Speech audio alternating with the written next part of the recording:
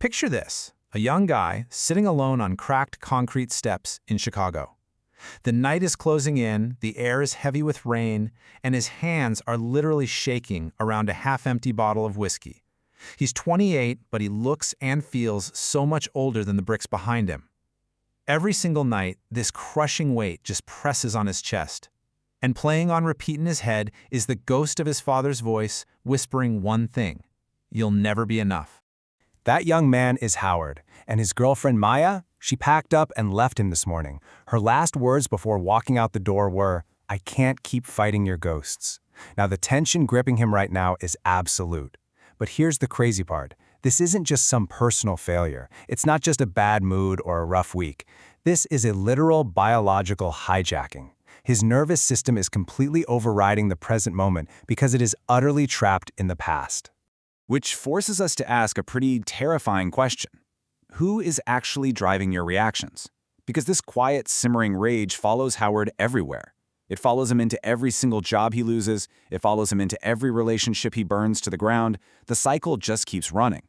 And what looks to the outside world like a simple character flaw, it's actually the visible edge of something older, deeper, and profoundly dangerous. Right as Howard spirals, a man named Elias interrupts the silence. Elias is an older guy, just passing by to check on his neighbor, Mrs. Patel. But he stops. He recognizes that specific look in Howard's eyes. It's the look of a childhood that taught him love always came with dangerous conditions. And Elias delivers a chilling truth. The past doesn't stay buried. It waits. It lies totally dormant, waiting for a moment of stress, waiting for conflict, and then it rises up and grabs the wheel of your life. Section 1. Anatomy of the Broken Alarm. We need to map out the exact anatomy of this broken alarm so you can clearly see the hidden pattern that might be driving your own self-destruction. Look at this rapid escalation. 1 millisecond, a coworker snaps at you over a deadline. 2 milliseconds, your brain's alarm system, the amygdala, fires. 3 milliseconds, the memory of being locked in a dark basement as a kid surfaces. 4 milliseconds, the choice is made. This physiological hijacking operates the exact second a threat is perceived. You think you're just reacting to your coworker? No. You are actually fighting for your life in a basement that doesn't even exist anymore. Science maps this biology of threat with cold, unforgiving precision. We're looking at the Adverse Childhood Experiences Study, or the ACE study, which proves that early adversity directly predicts adult dysregulation decades later. Think about it. When a child's tears are consistently met with punishment or cold silence, their nervous system learns a really dangerous lesson. Safety is a lie, and connection is a trap. And this is wild. A harsh childhood physically alters the structure of your brain. It actually weakens your prefrontal cortex. That's the part of your brain responsible for pausing, for logic, for consciously choosing your actions. But at the exact same time, it creates heightened amygdala reactivity. So your alarm system fires faster, it stays louder way longer, and you are completely stripped of your power to pause. It literally leaves you defenseless against your own rage. And attachment research confirms this devastating reach. Early conflict with a caregiver doesn't just fade away as you grow up. It creates anxious and avoidant attachment styles. If you develop an anxious attachment, you're living in this constant state of hypervigilance and fear of abandonment. But if you have an avoidant attachment, you do the opposite. You retreat into emotional distance and dangerous isolation. Both of these turn intimate relationships into terrifying danger zones, making you push people away just so they can't leave you first. Section 2. Hitler, Chekhov, and Power. Now this dynamic doesn't just ruin Friday night arguments. It destroys worlds. Let's pit Adolf Hitler directly against Anton Chekhov side by side. Both of these men suffered under tyrannical fathers. Hitler's father, Alois, was a brutal man who used the switch in the belt, and that unresolved emotional wound festered, eventually scaling up into historical global catastrophe. Now look at Anton Chekhov.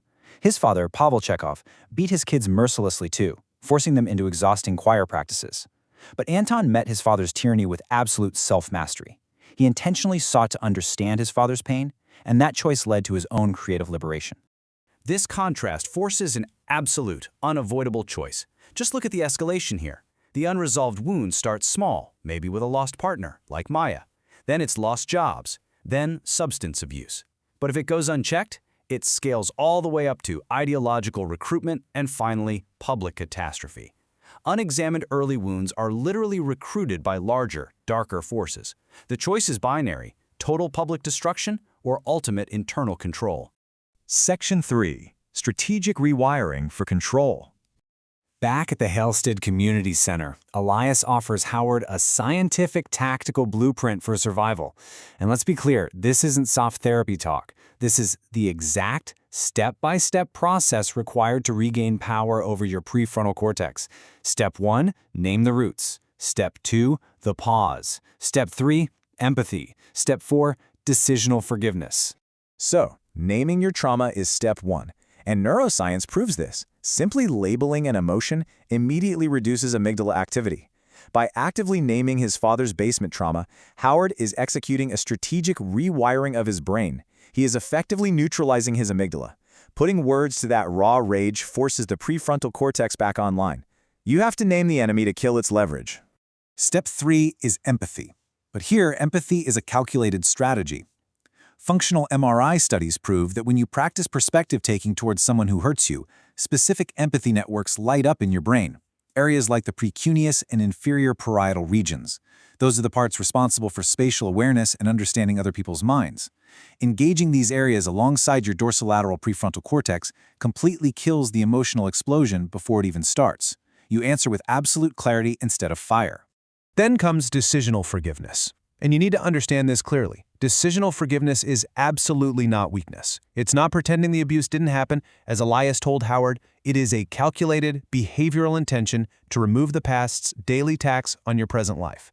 It is the absolute refusal to let the pain own your future. You have to distinguish this from emotional forgiveness, which is just the slow fading of bitter feelings over time. Decisional forgiveness happens right now. It is a pure choice of power. And Howard proves this. Standing in the freezing rain at his father's headstone, his voice steady, he deploys the ultimate weapon of self-acceptance. He says, "I don't forgive what you did, but I forgive myself for carrying it this long." With just those words, Howard stops the internal war. He finally accepts both the terrified boy who was locked away in the dark and the man who was finally, definitively taking control. Section 4. The cost of ignorance.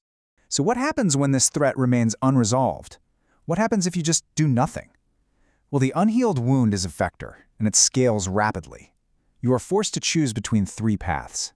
First, continued denial, where the pattern hardens into permanent grievance. Second, partial work, where you violently oscillate between making progress and totally collapsing. Or third, the path Howard chose. Daily pauses, tactical empathy, and shared recognition in community. Deliberate, daily neurological shifts. Because make absolutely no mistake, emotional dysregulation scales upward. A man who cannot regulate his own threat system under ordinary stress will unleash total destruction when handed real power. The basement doesn't stay in the past. It travels. It travels to your partners, it travels to your coworkers, and worst of all, to your future children. It will shape the next generation the exact same brutal way it shaped you. The past will absolutely own you unless you conquer it. The science clearly shows the brain can change. The history of men like Hitler and Chekhov shows the terrifying, catastrophic stakes of this choice. And Howard's story proves the path out is walkable, even after years of carrying the weight. So you're staring at a single, unresolved outcome right now. Which path are you walking?